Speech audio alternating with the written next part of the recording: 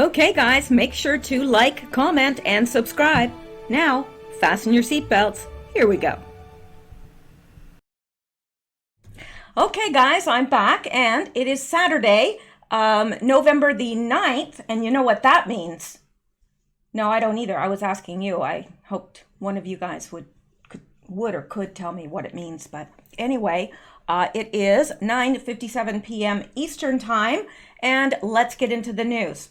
Now, I do have a few people to thank, but I did not get it ready because I've been really pressed for time. I've been helping my elderly mother today with computer stuff and getting her stuff ordered online for Christmas and what have you. So I'm actually getting a very late start in terms of getting my research and everything done. So I didn't have a chance to get that together, but the next video I will have people to thank. And I do appreciate it very, very much, more than you realize. So let's get right into the news. And not there. That is from the last video that we did. Over here. Yeah, here we go. All right. So these are not in any particular order, but there's a lot of things that I would like to get to in this hour, or a little bit under an hour if I could, but let's just get into it. So this I found a little bit interesting and perplexing, to tell you the truth. So I wondered what you guys would think of it. Dan Crenshaw betrays constituents, comes out in favor of mass immigration and demographic shift. Now, this is odd. Who got to him? Really? I do think that this is odd, but I would welcome any comments from you guys. Representative Dan Crenshaw from Texas, a Republican from Texas, dubbed McCain too for his dogged opposition to President Donald Trump's America First foreign policy, betrayed his campaign rhetoric about immigration and demographics at a recent campus appearance. Okay, so now that makes a little bit more sense to me because they're dubbing him McCain too, and we know that, McCain was really not a Republican. So, I mean, he was Republican in name. But anyway, Dan Crenshaw, I was always under the opinion that he was a good guy and on Trump's side. But I guess I've been mistaken about that. And I guess it's just about time that I was put straight. Anyway, Crenshaw showed his hypocrisy during an event at Texas A&M University on Monday when he was put on the spot about demographic changes and their impact on the U.S. Republic moving forward. The U.S. Census Bureau projects that the United States will be minority white by the year 2045, the questioner explained. According to a 2014 Pew Research study, 80% of blacks, 65% of Asians, and 56% of Hispanics identify as Democrats. Given that the Democratic Party is ... and then it says read the full story from Big League Politics. So let's go over here.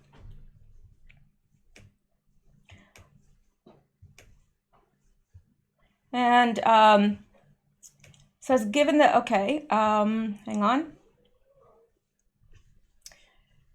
So it says, being that those groups, blacks and African Americans, Hispanics, and what did they say? Who else? Anyway, the non-white groups overwhelmingly vote Democrat. How will American ideals be maintained 25 years from now when nearly 1 million non-white immigrants become citizens each year? He asked. Crenshaw's insipidly platitudinal answer to this provocative question could be seen as a tacit endorsement for the status quo of limitless immigration and demographic replacement. So I guess he is a Republican in name only, because those are not Republican sentiments at all. Here's how we look into the future. We don't lie to minorities and tell them that we're going to solve all their problems, Crenshaw responded. We tell them that they are included in this country and that the only colors that matter in this country are the red, white, and blue, and that identity politics has no place in this movement, Crenshaw added. That's really not the issue here. really. But let's go on. However, Crenshaw didn't always cheer on mass immigration and demographic replacement when he needed the votes of Texas conservatives on the campaign trail before he was elected as congressman. He talked about the need to preserve the Republican Party from the demographic peril that lies ahead. If I were to look back 50 years from now and say, what did I accomplish? It would be the longevity of the conservative movement. That is the greatest threat right now, that in 50 years we may not have a Republican Party because our demographics are changing, Crenshaw said. Now, this is interesting, if you ask me, because yes, the demographics are changing. Why? They're not natural changes within the United States, like perhaps, the African Americans are having many more children than white people, which presumably I believe they are. But, and the Hispanics that are here legally, we're talking legal right now, that would be organic change. If the people that were already here legally that came here are outbreeding the whites, that's organic change. However, we're not talking about that. We're talking about the kind of change that comes with illegal, unfettered immigration.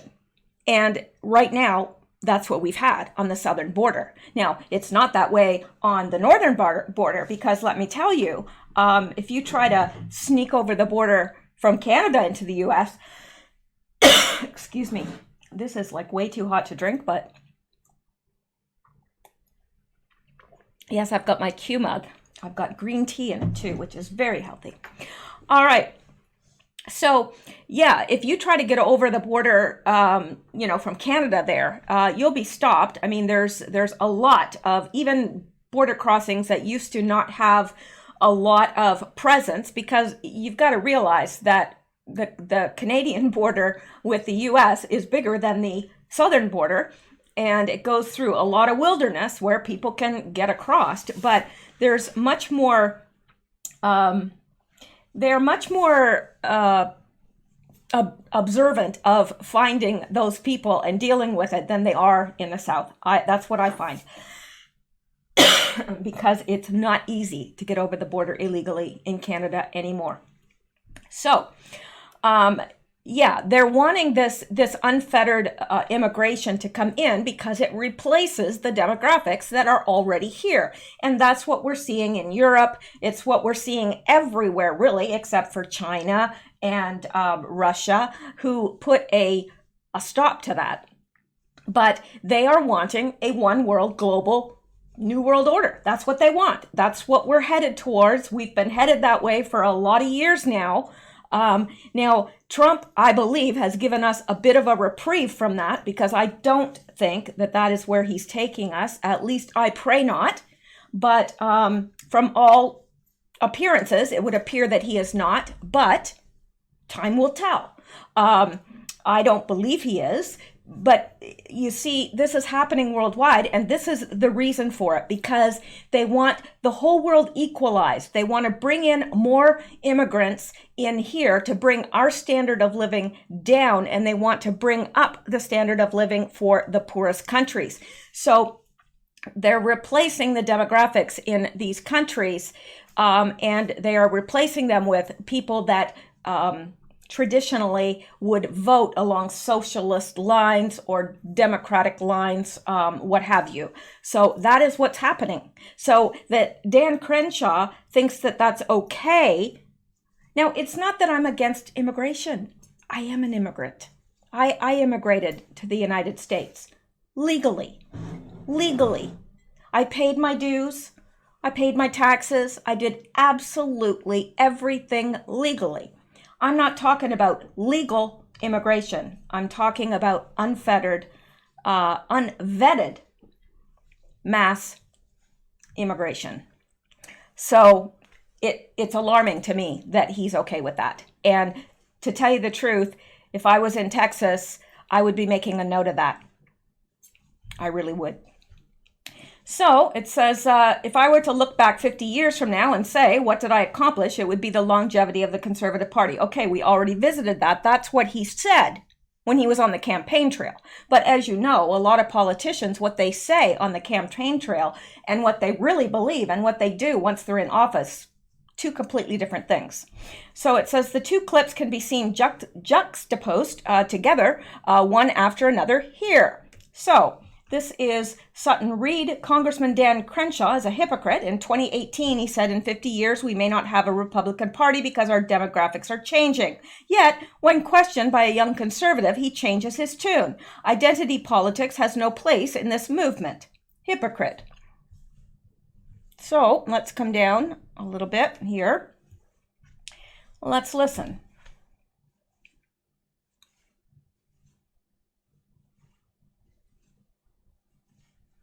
The question I have for you was actually asked to Charlie Kirk last week at the Ohio State University. However, I wasn't really satisfied with his answer, so I was hoping you would be able to provide your own perspective. The U.S. Census Bureau projects that the United States will be minority white by the year 2045. According to a 2014 Pew Research study, 80% of blacks, 65% of Asians, and 56% of Hispanics identify as Democrats. Given that the Democrat Party is destroying American ideals, which I think we would both agree on, and given that non-white groups overwhelmingly vote Democrat, how will American ideals be maintained 25 years from now when currently nearly 1 million non-white immigrants become citizens each year? Here's how we look into the future. We don't lie to minorities and tell them that we're going to solve all their problems. We tell them that they are included in this country, and that the only colors that matter in this country are the red, white, and blue, and that identity politics has no place in this movement.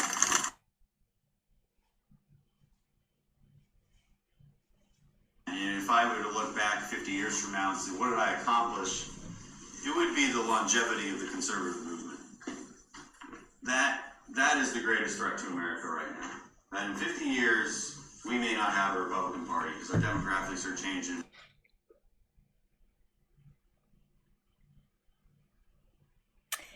Yeah. So it depends on what he's talking about. The second time that he was asked that question, when he said identity politics have no place in our movement, is he talking about identity politics in terms of the people that are already here legally, or is he what exactly does that refer to? I would want to know. I would absolutely, if I was in Texas and had a choice of voting him out and voting someone else in, I would make sure what exactly he stands for, exactly. But anyway, I wanted to show you that to you guys because to me, looks like he's backtracking and not, following along with what he was elected to do. All right, let's go back and let's, this I found very, very interesting. Horrifying. Now, I already believed this to be a fact, but that it's coming out, that's something. The FBI, now this is from October 28th, but it's still new. This is the first day that I saw it, so I'm bringing it to you just as quick as I found it. But you remember the whole thing about the McMartin preschool. Well, I don't know. If you don't know about it, please look it up. There's probably a ton of stuff on YouTube about it. These poor children, they said that they were being coached and they were lying, but I knew then, knowing how much I know, not that I ever wanted to know about Satanism and all that, but unfortunately I got an education in it, not willingly. But from what I know, I knew that this was true, that this was an actual fact, that this happened, that these children were telling the truth. Well, now there's proof that they are. In 1983, a woman named Judy Johnson from the affluent California community of Manhattan Beach went to the police claiming that her 2-year-old son had been molested by Raymond Ray Bucky, a 28-year-old teacher at McMartin Preschool. police began investigation by notifying the parents of current and former students about the possibility of sexual abuse of their child. And that is pretty standard procedure. Numerous children told similar stories of satanic animal sacrifices and sexual rituals in secret rooms at the school. In 1984, Bucky was arrested on 79 counts of child molestation. His mother was also arrested as a conspirator, as well as several other members of the Bucky family, because McMartin Preschool was owned and operated by the Bucky McMartin family. The children said that they were warned that if they told anyone, their parents would be killed, and sure enough, just as Bucky's trial got underway in 1986, a trial in which Judy Johnson was a key witness, she was discovered dead in her home, cause unknown. She was just 42 years old. Almost exactly 1 year later, a former police officer who served as an investigator for the defense suicided himself at home. Sure he did. We all believe that. With Johnson dead, Bucky's defense attorney was unable to impeach her character. During the trial, it was also argued that the testimony of the children had been influenced or implanted by the psychological examiners who interviewed them. Ultimately, Bucky was not convinced. A second jury deadlocked in 1990, and the case was dismissed. For 6 years, the police and the FBI had actively investigated the McMartin Preschool case, according to the Los Angeles Times. After they closed their file and the Bucky family revealed that they sold the shuttered McMartin Preschool to Arnold Goldstein for the development of an office building, frustrated parents of the abused children hired the subsequently retired chief and head of the Los Angeles FBI, Special Agent Ted L. Gunderson, to continue with the investigation and commissioned an archaeological survey. A decade later, you could find Gunderson speaking about the McMartin case, as well as a network of child molesters and traffickers called the Finders. See how it all connects in now? A decade later, okay, we just read that. For decades, the FBI's file on the McMartin case and the Finders were sealed. Not anymore. The agency declassified and released its files. It shows a decade of research spanning from California to Belgium. The investigation, I hate when it does that, man. I wasn't even touching it. The investigation into the case described involved cults, child sex trafficking, and compromat. In recent decades, the mainstream media has refused to report on such cases. Such cases, see below, have been debunked by the usual suspects that the crime syndicate uses for cover, but the FBI's own investigation suggests the cases were real enough and points to cover-ups. No kidding. And we have a few of ours in this very area, which is why I know so much about this particular subject. All right. The investigation into the cases. Okay, we just read that. Sorry. Sometimes when I look up at you guys, I lose my place. Well, it's life. A timeline of events is in the report. From the news article, officials describe cult rituals in child abuse case by Sandra Saperstein and Victoria Churchville of the Washington Post on February 7th, 1987. Douglas Ammerman and Michael Houlihan were arrested at odd hours at Tallahassee Park with 6 unrelated children with no understanding of modern amenities, hot water, TV, or phones. The children were reportedly bug-bitten, wearing old and ragged clothes, and two out of 6 reported to have been obviously abused. Before their arrests in the park, Ammerman and Houlihan had told police that they were teachers from Washington transporting these children to Mexico to a school for brilliant children.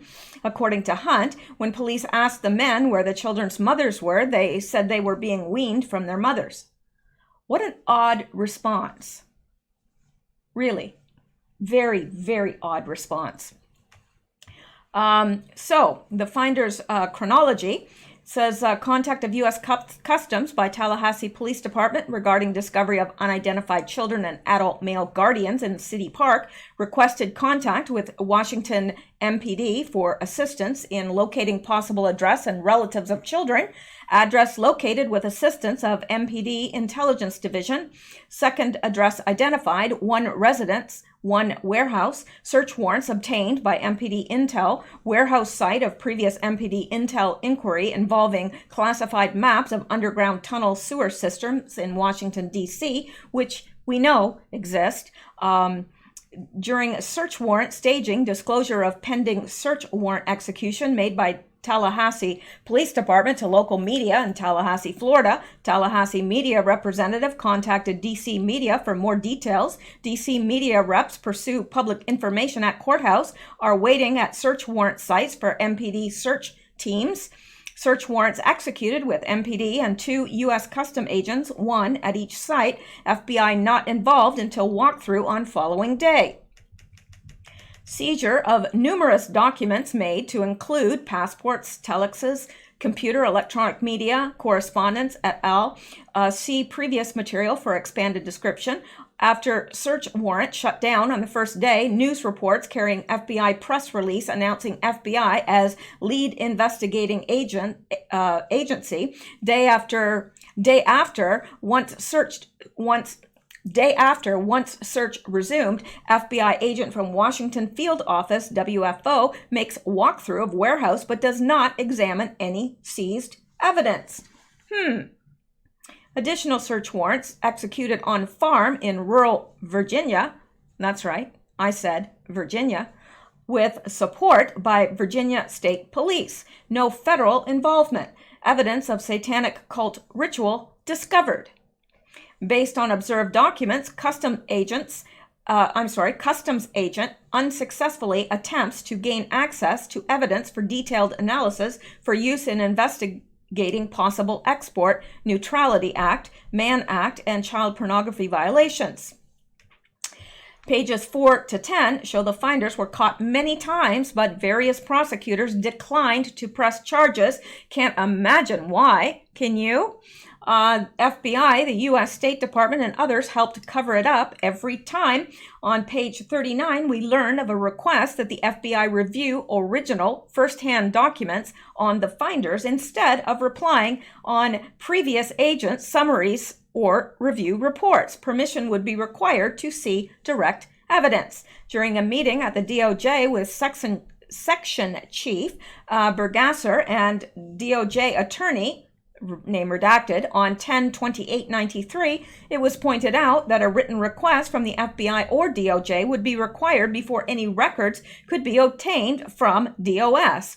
Redacted for review by the FBI. During that meeting, Mr. Bergasser requested that the FBI prepare a communication to redacted, DOS, and let him review it before it was sent to those agencies. On page 40, we see clues as to how the crime syndicate Star Chamber Sistema buries investigative evidence in the wrong agencies, making serious pursuit difficult. The U.S. Customs Service is the agency with briefing materials on the finders. DOJ and FBI have to request copies of material from USCS. What's worse, page 50 from 1991 shows a memo on jurisdiction. It describes how the U.S. Postal Service, the FBI, and USCS carve up their turf on child crimes. USCS has jurisdiction over interdiction and international distribution of child pornography. Recently, the USCS experienced a massive reorganization. This caused the Child Porn and Protection Unit to be integrated into the Smuggling Investigations Division. All units, branches, and sections were eliminated during the reorg, the report states. So somebody in high authority had the power to wipe out a whole unit of agents on the cases, but those names are redacted. Excuse me.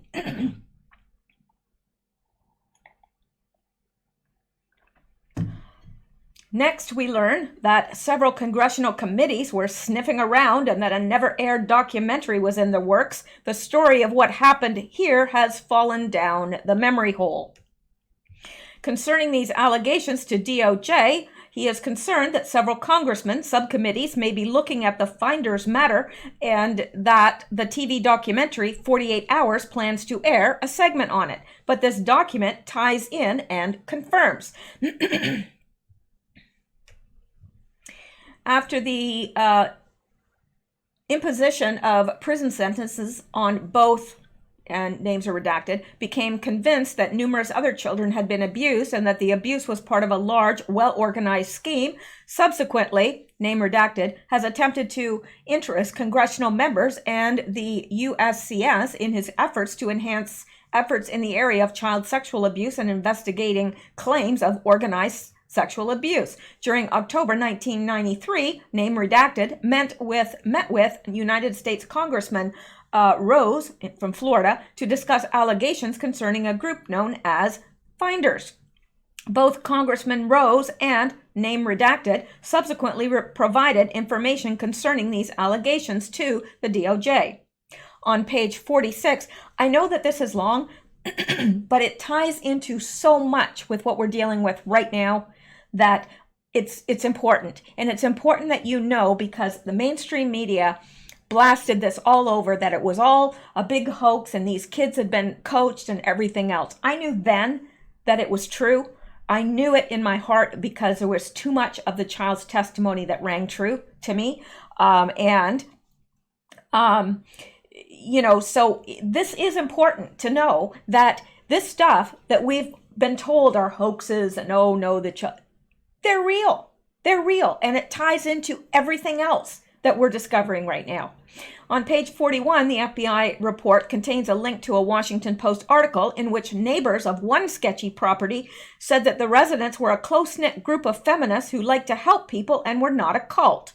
The U.S. Attorney for D.C. declined to prosecute despite extensive evidence of abuse and satanic rituals. The case was complicated by the mothers being found and possibly having given consent. U.S. Attorney involved has an interesting career path, to say the least. Let's look at this. John D. Bates, born October 11th, 1946, male, white, straight, judge, nationality, United States, executive summary, FISA court judge, military service, U.S. Army, 1968 to 71, wife, Carol Rees, attorney, 3 children, university, Wesleyan University, law school, J.D. University of Maryland, he was a U.S. Foreign Intelligence Surveillance Court judge, U.S. District Judge, Lewinsky Affair, U.S. Justice Department, Assistant U.S. Attorney, Steptoe and Johnson Associate, law clerk for Judge Roselle C. Thompson, U.S. District Court for the District of Maryland, and District of Columbia Bar, Federal Bar Association. So his most recent gig has been with the U.S. Foreign Intelligence Surveillance Court, FISA. So, or FISC, actually it is. It's the actual court is not named FISA, it's called FISC. So, the USCS was pursuing the case. Page 9 points to a cell and repeats the impregnation of females and the trading of children and kidnapping. What kind of normal child exploiters have the operational security to breed and kidnap children for abduction? That was happening here. Yes, it was. So that's nothing new to me either. In fact, because I have my degree in psychology, and I wouldn't say pleasure because it was not a pleasure, although the young girl was an absolute delight, considering what she had been through, but she had no social insurance number. There, it's a social security number. Here, it's a social insurance number. She had none because she was bred to sacrifice. And she was very, very young, like very young teen. And she had already had a child that had been killed. That is true. So I wish it wasn't, but it is. And I would take a lie detector test too. So there you go. Anybody that would like to call me a liar, you pay for the lie detector test and I'll take it. Alrighty. So, page 9 points to a cell. Okay, so yeah, they're not, what kind of a normal child exploiters have the operational security to breed and kidnap children for abduction? DOJ review of USCS documents indicates that during the execution of the search warrants by the MPD at the two finders property, USCS, name redacted, claims to have observed a substantial amount of computer equipment and documents reportedly containing instructions for obtaining children for unspecified purposes. The instructions allegedly included the impregnation of female members of the community, purchasing children, trading children, and kidnapping them. Name redacted claims.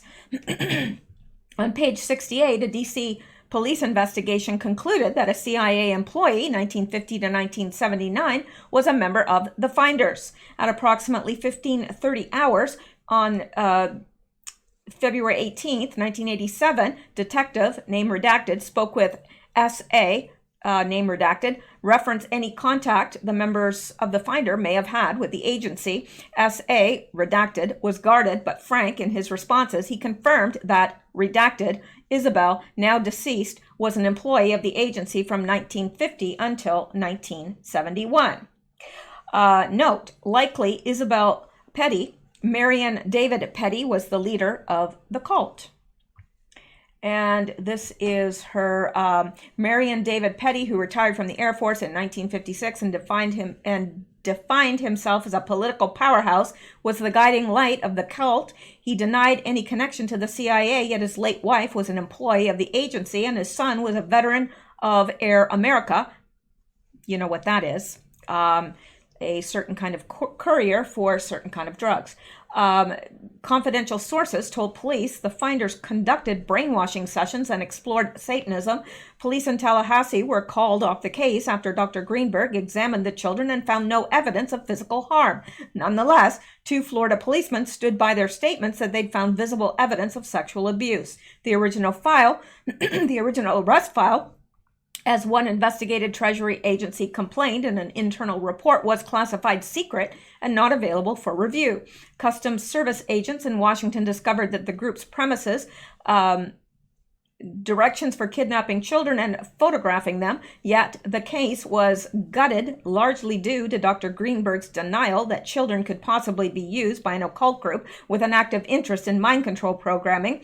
Another ritual abuse expert, an off-cited debunker, has FBI credentials. Agent Ken Lanning of the Quantico Behavioral Science Laboratory has provided skeptics, mostly pedophiles, CIA propagandists, and mind control operatives in academia and in the press with an illusory pillar of debate. The unit has three founders hailing from the Justice Department, among them Mark Richards, who went on to become a key advisor to Janet Reno in the Branch Davidian standoff, according to Lanny Sinkin. Writing in the Portland Free Press in a recent interview, Daniel Sheehan, general counsel for the Christic Institute, noted Mr. Richards has a long history of closing down investigations. The report later states that the CIA saw the DC Police Department as treading on their toes. On page 225, it refers to the vested interest of the CIA. Report mentions bodies being buried on a finder's farm in Culpeper, Virginia. There were also cages. The role of the CIA is referenced, but it's convoluted. It's almost as if more powerful agencies treat Satanists as special protected class. In today's inverted, captured world, that wouldn't be surprising. And I'm not going to go through all of this right now. And I always put my notes on Patreon, so you can see a link to this there. But let me come down to here. I do want to get through all of this tonight, and I have other stuff I'd like to get to, so let me pick up the pace. Indeed, more evidence that there were white hats within the FBI trying to deal with the cover-ups. Page 89 to 95, FBI tries to open an obstruction of justice case to determine if U.S. intelligence is involved. Police... the DC Metro Police on page 67 also offered up rather sketchy theory that the finders was a CIA psyop of some sort, but it never concluded the obvious. So again, I'm not going to be able to read everything, or I'm never going to get through this. Page 68 states that during wartime, the finders' people visited restricted Moscow, North Korea, and North Vietnam, which could only have been arranged by the CIA. Page 85 indicates another finder's property location so far: Florida, D.C., Maryland, Virginia, and Ohio, funded CIA founder, CIA lifer into Satanism, known activities, breed and raise kids, shape them, deliver intel assignments. Did page 214 show the redacted name of former Los Angeles FBI chief, the aforementioned special agent Ted Gunderson? Retired FBI chief Ted Gunderson revealed Star Chamber justice system in, okay, well, these are different links to different articles here. So, page 69 shows that agents tried to pass a report to a contact in Europe, but the disk is intercepted and memory hold. The next document from page 52 to 53 appear to be another jurisdictional grab instructing that MPD investigative reports are to be classified secret and not to be shared with the FBI. Of course, today we have no idea who the white hats might have been behind the scenes. A Star Chamber hidden hand is keeping them in the dark. The second document shows the FBI being steered, aka controlled, to headquarters level. This is like absolutely fascinating. And if you are into this sort of thing, I mean, I don't want to be, but I kind of am, just because I know a lot about it, and I tend to try to read what I can about these sorts of things. But yeah, this would be a good place to go, and the link will be in the notes. So from page 99 from December 12th, 1993 shows the State Department asked the FBI to handle inquiries on a headquarters level. This is the takeaway. This seems to be about breeding or finding made brainwashed assassins and other operatives, a la Don Brown's Angels and Demons. These individuals are raised from infancy and then are inserted within the system as needed. That Angels and Demons assassin character may well be the revelation of the method and the template. Additionally, this was 30 years ago, back when white hats elements were still in play. Today, agencies like the FBI and DC Metro are captured. White hats are shuttled to the boondocks, gotten out of the way. That's a fact. An important note about the McMartin students and debunkers. The McMartin preschool case was high profile at the time and became part of what the neuro-linguistic programmers call daycare, sex abuse, hysteria, and moral panic over alleged satanic abuse in the 1980s and early 1990s. But that doesn't mean that wild and impossible stories told by the children don't contain some elements of truth. It's as if debunkers haven't factored in that hallucinogens and drugs were administered to affect the memory. No, that would require critical thinking, and pajama people are ready for the first feeble explanation. Additionally, the crime syndicate concocted false memory syndrome. Nothing to see here. Move along. Additionally, they did dig and found evidence that there were tunnels beneath the McMartin preschool. What are the odds? So I have always believed that it was real. We had a story in this area too. I'm not going to mention it because they have buried it completely, and I'm just not going to talk about it. It's here. In this area, not that far from me. I mean, not real close, but not that far. And they buried it. And they said, oh, no, it never happened. Yes, it did. Same sort of stories, almost identical to the McMartin preschool. Almost identical. What are the chances? So anyway, All right, and it says one of the controversies in the case were reported. I thought we were done, but we're not. So let me just finish up here. One of the controversies in the case were reports by the children and speculation that there were tunnels and rooms under the school center. The debunkers ultimately succeeded in pigeonholing this into the realm of crazy conspiracy theory. But lo and behold, we have confirmation of tunnels. I was wondering why they hadn't gotten to that. We have confirmation of tunnels and rooms by the FBI itself. Page 48 to 49 states tunnels were found at McMartin Preschool, as well as pentagrams and bones. It's all part of a descriptive report shown below. Then at the bottom comes the standard WTF, hidden hand, shutting the investigation down.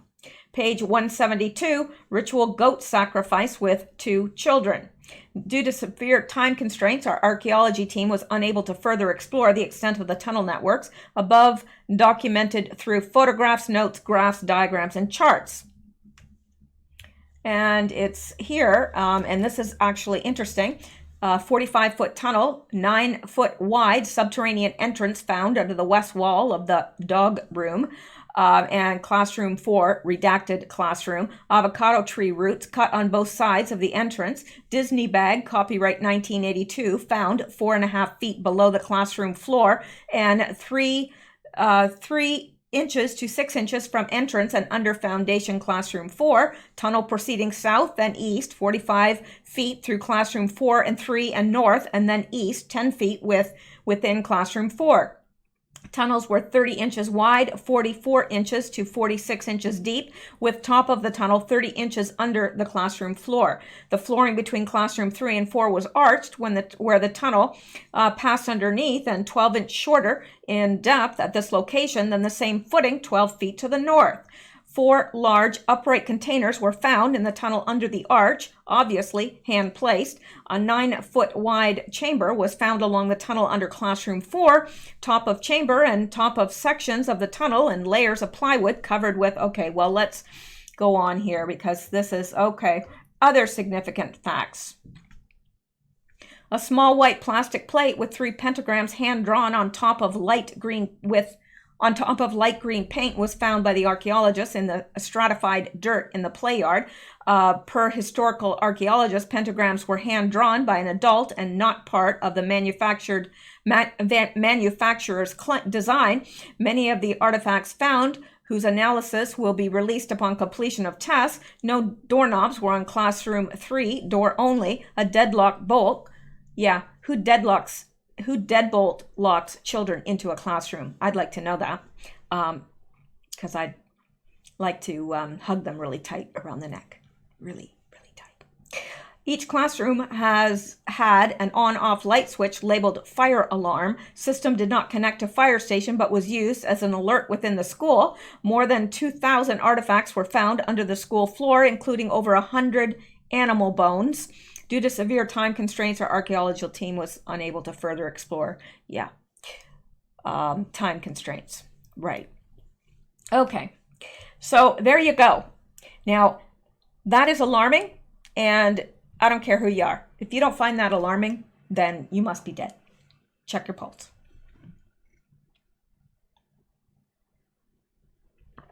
I tell you, one sip of this, you won't be dead any longer, because I'll tell you something, that I made that so strong that could peel the paint right off the wall. And yeah, a little too strong.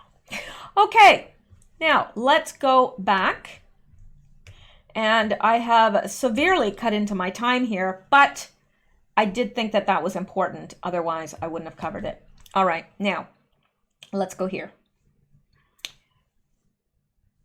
Okay, you know what? I'm going to skip this because I can cover it tomorrow. It's not pertinent. And I do want to get to some other things here. X22 report said 17 tweets, not 16, not 18, but exactly 17. Coincidence? I think not.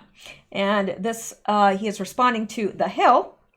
Over the span of about an hour, Trump retweeted 17 messages hammering Democrats over impeachment with his early morning tweet storm, coming days before the inquiry is set to enter a new public phase. 17 messages. Right, not 18, not 16. Not 19, not 12, 17. Coincidence? No. And that's from Michael Holman, I think. Now, okay, this came from my comments on this channel. So on the last video, Michael Holman responded to the video and said this. Now, because he was responding in a public forum, I didn't feel that it was too out of the whatever to capture this and draw your attention to it, because what he has to say is quite shocking. Now, I would like to know, some of you have been in the military, maybe some of you have been in Iraq or been to Iraq. If you have, I want to know what your experiences are, and if this strikes a chord in you. Michael Holman, during the invasion of Iraq, my buddies and I were very weirded out because many of the people that were captured alive spoke perfect English, American accent, and all of them had driver's licenses from Virginia. Now, Michael, if you could contact me, email me, however you want to contact me, I would love to hear from you, because I would like to know more about this. I really would. And if you are agreeable to it, please contact me, because, and also, if there are any of you out there that are veterans of the Iraq War, please comment or send me an email. My email's out there. If you look, you'll find it. All right. Okay, so I can't get over this, and it's kind of haunted me ever since I read it. So, yeah, interesting. Very, very interesting. I don't know what it all means yet, but, well, I mean, I can surmise what it means. I don't know, Michael Holman. He could be lying. Sure he could. But why? Why? What would he gain from lying? Especially putting a comment on a YouTube video. What would he gain from that? Absolutely nothing. So there you go. All right, now let's go to here. I'm gonna have to talk fast now because I spent so much time on the other. Okay, look at this. We need to speak to the governor at Governor Matt Bevin. Contact at Millie_Weaver or me. Do not concede. We have evidence of how they fixed it. I'm not going to say this word right here, and I'll tell you why. That word is being censored all across Twitter, Facebook, and YouTube. So, yeah, you talk about who or a WB, then your video gets taken down, and many already have been. You've probably heard the chatter out there about that. So I'm going to be very careful. Does it mean that I'm never going to talk about it? No, but I'm not going to say that word because the algorithms can pick it up. So I'm not that stupid. So a WB came forward. We will break it tomorrow. Now, tomorrow's Sunday. I assume this was written today. Yes, that was November 8th. So I don't know. Today's the 9th. Where is it, Chicky Poo? But I'll be looking for that. Now, down here it says at Camp Taylor Pole, one of the precinct's captains was checking in my sister when she said, "I know this guy is dead. I bought his house and am still living in it. Took me 6 years to get my son off voter roll in Oldham County. He lives in Indiana. Crazy process." And then it says down here, directly email both these election board personnel for serious voter irregularity reports in the Kentucky governor's race. And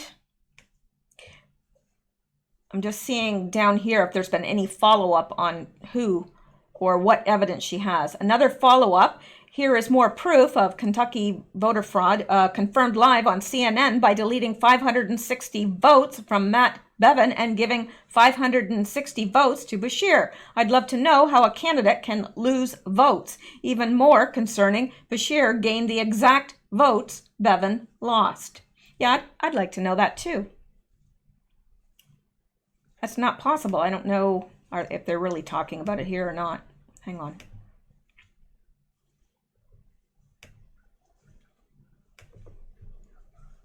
Oh, that's so low.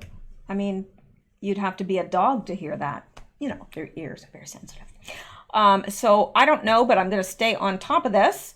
175,000 purged voters voted in Kentucky. Hell yes, it was rigged. Out of 6 Republicans, all won except the governor. We knew it was BS when they said that. Most voters do so along party lines. Just a fact, common sense, only way they can win. Yeah,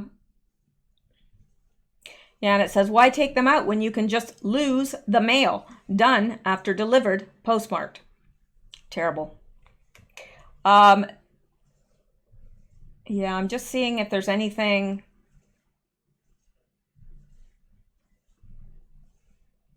Well, I am going to stay on top of this because I personally believe that. I believe that there was voter fraud. To me, it just, I know people say, well, people were upset with Bevin. Okay, but still, I don't know. I'm not buying it. I'm not buying it. And we know that that's the only way that Democrats win these days is by cheating, right? So at least it seems that way to me. I'm not going to claim that all across the board, every single Republican that won cheated, but I'm saying there's a lot of voter fraud, and we know that. So let's go back here because we've got to pick up the pace. All right, let's look at this. Now, I want to ask a question, and somebody brought this to my attention. It was in one of the comments on the last video, and all of a sudden I had one of those like light bulb moments of, oh my gosh. This person said basically, why hasn't there been a funeral for Jeffrey Epstein? And all of a sudden I went, my gosh, there hasn't been. Why? Have you heard anything about a funeral for Jeffrey Epstein? Or him being buried? Or where he was buried? I'd like to know if you have, because I haven't. And all of a sudden I went. Now, of course, we know that he's alive, that he was murdered. He was either murdered or he's alive. One of the two. One of the two. And I don't know which one. It's kind of a toss-up for me. I go back and forth thinking, nah, he was murdered. Nah, he might be alive. Nah, he was murdered. So I'm no help to you to help you make up your mind because my mind's not made up. I would need more information on both of those things, but I certainly don't believe he committed suicide. I mean, really, you'd have to be, I don't know, you'd have to be like, have the IQ of a soap dish or possibly just the soap suds to believe that. All right. Exclusive. U.S. prosecutors believe they have enough evidence to arrest former aides of U.S. tycoon Jeffrey Epstein, found hanged in his prison cell in August while awaiting trial. Sure he was. Right. Yeah, hanged. Right. Now, it says Jeffrey Epstein ended his own life in prison. And now FBI agents are poised to arrest 4 grooming suspects. Well. Now, could it be possible that they staged this whole thing and that Epstein is helping them? I'm just saying, it's possible.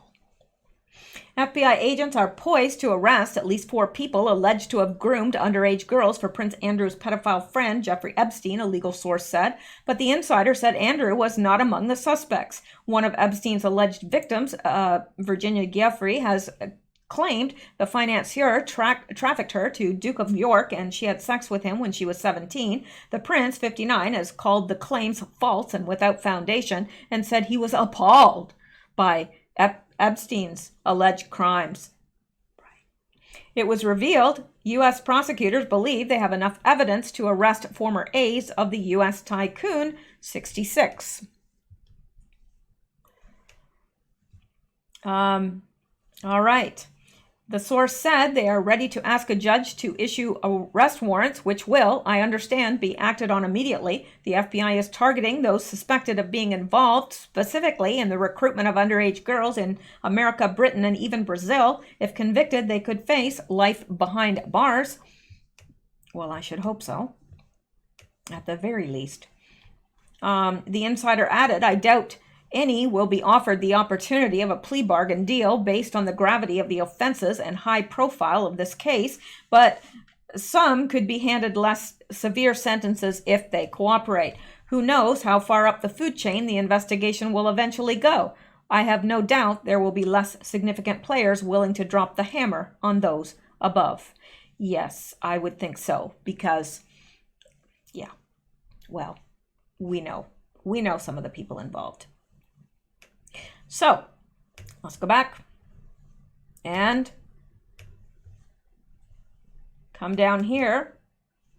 Now, I just find this humorous, so indulge me, okay? Here we go. Here's the big Trump protest. Woo, look at all these people. 10. Alabama Democrats protest to President Trump's stop at Alabama LSU game. 10 people show up. There they are. Yeah. 10. That's right. I said 10. 1, 0. Now, let's see how many, really, really love Trump. Let's just see.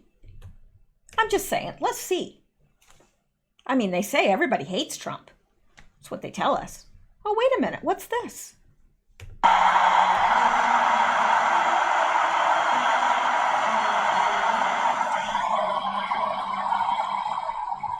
A standing ovation and cheering. What's this? Wait, I think I see more than 10 people there. Do you? Wait a minute. I'm trying to look here. Yeah, definitely more than 10. Listen to that. They're chanting USA.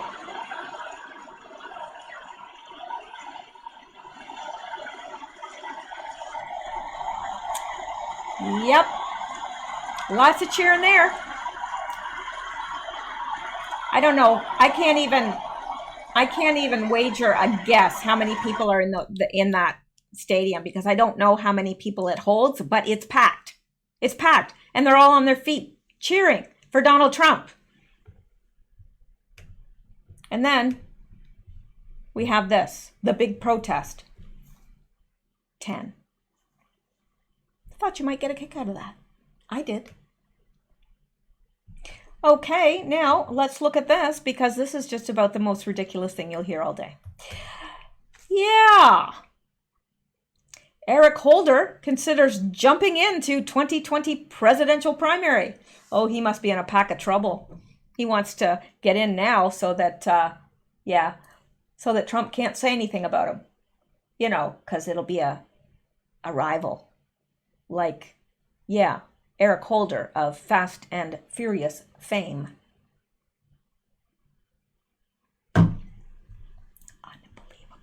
I'm not going to read all this because I think that this is just absolutely ridiculous, but I'm just going to read the first paragraph. Former U.S. Attorney General Eric Holder is again considering running for the Democratic nomination for president in 2020 after previously ruling out a run, a move that comes as former New York City Mayor Michael Bloomberg has filed presidential primary paperwork in Alabama, signaling he may be a late entrant to the race. So Eric Holder's getting in now because he knows he's in a peck of trouble.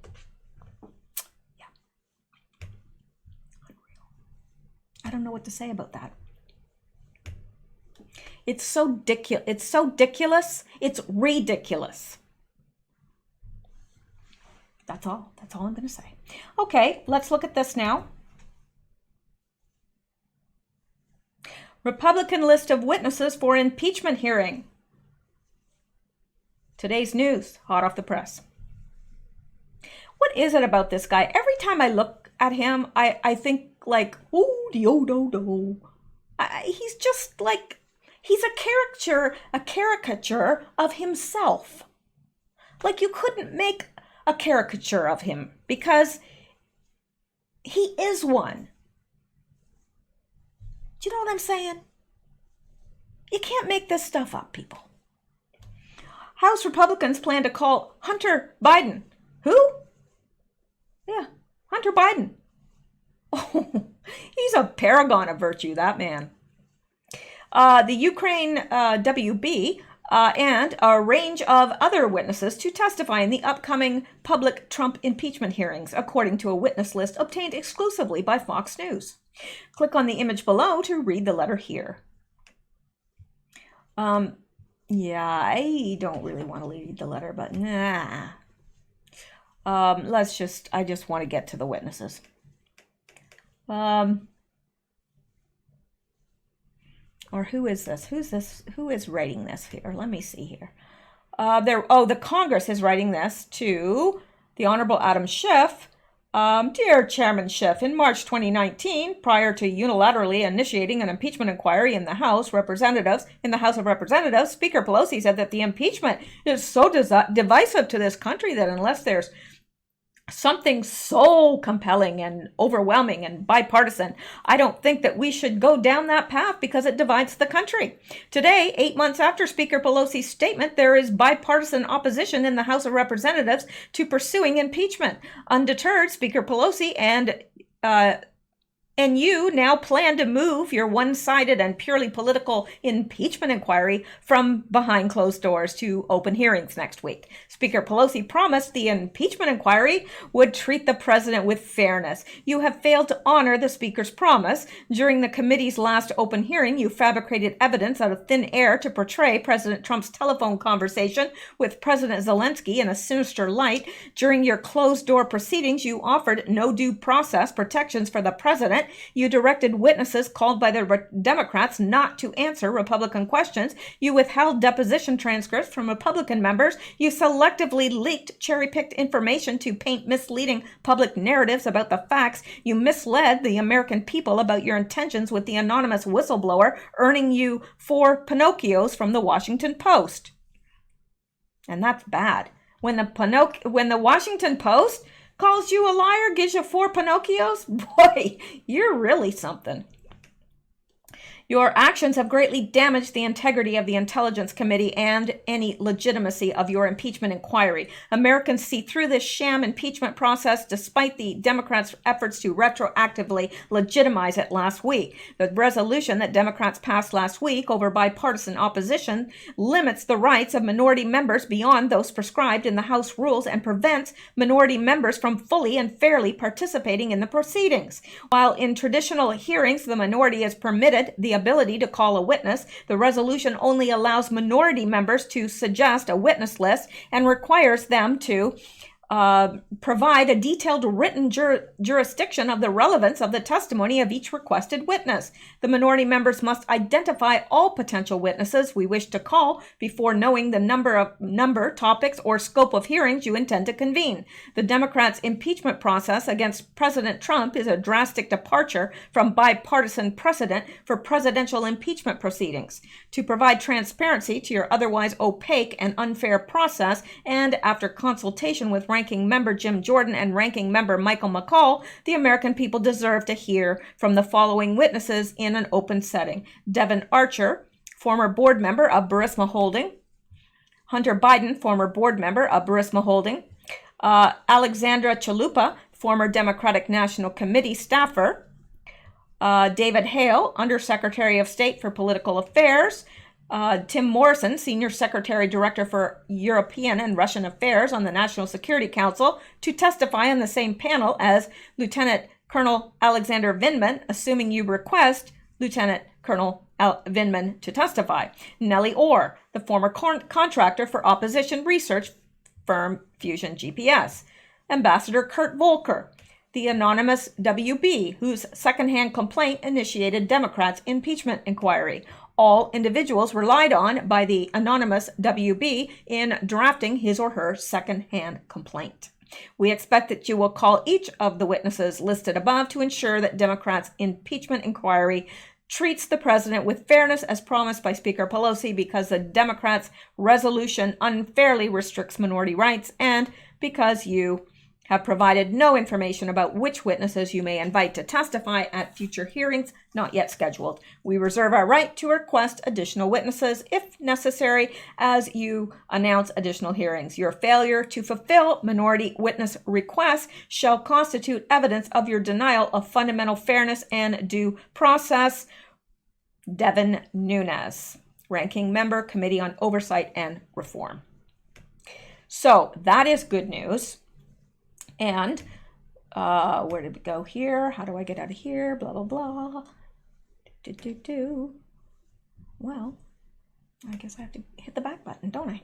I guess I do. Yes, I do talk to myself. So there you go. These are the witnesses that the Republicans. Okay. Now, at first, forgive me, I'm human. No, really, I am. I'm not some sort of a lizard. Nothing like that. And I misread this as saying that the Democrats were calling these people as witnesses. And I was going to say, well, look at these witnesses.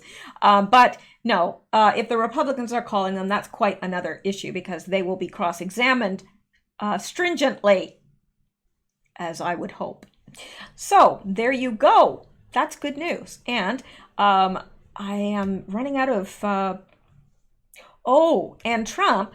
I have this down the list somewhere, but I don't think I'm going to, well, I know I'm not going to get up to all this. I've got a ton of stuff to go over, and I'm not even hardly made a dent in it. And I do have to get up in the morning at the crack of stupid, so I can't do 2 videos tonight, but I will attempt to do 2 tomorrow. So Trump is going to release a second phone call that nobody knows anything about between himself and Vladimir Zelensky, sorry.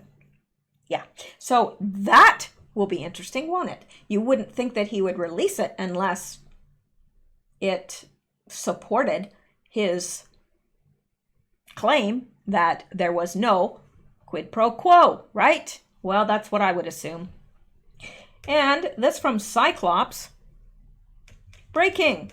Just now, as he's getting on Air Force One, POTUS announced... Okay, well, there we go. Here. I thought it was way down further. I'm telling you. I don't know. Some nights, I just don't know. Breaking. Just now. You don't want a perfect person up, giving you your news, do you? I mean, somebody all Botoxed up and telling you stuff you want to hear. You don't want that.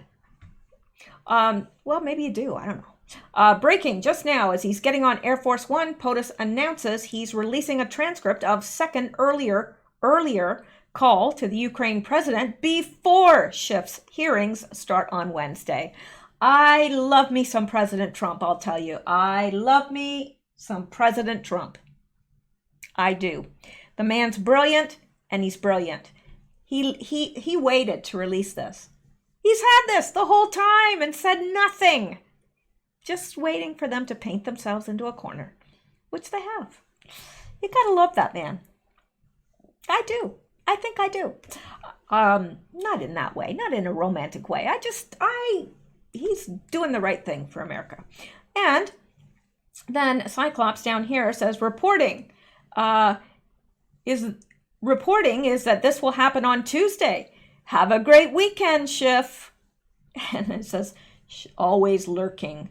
Yes, he is always lurking. He's a creepy, creepy guy, if you ask me. But he's creepy, but in a oh-do-do-do sort of way, right? I mean, he's kind of like a Homer Simpson kind of guy, but skinnier and a pencil neck and really big eyes.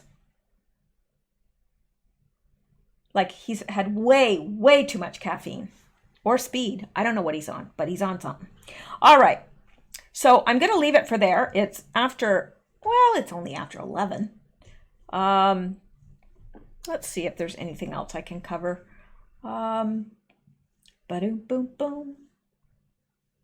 Oh, I got so much stuff here, really. So I'm going to leave it there. I'm going to wait Hopefully tomorrow I'll be able to get 2 done. I'll be able to catch up on this and grab any new news that comes out tomorrow, if any does. I'll be right on it, like white on rice. So anyway, that's it for tonight. I hope you guys have a wonderful evening. Sleep well, stay safe, stay well, stay blessed, and you know the drill. Epstein didn't kill himself.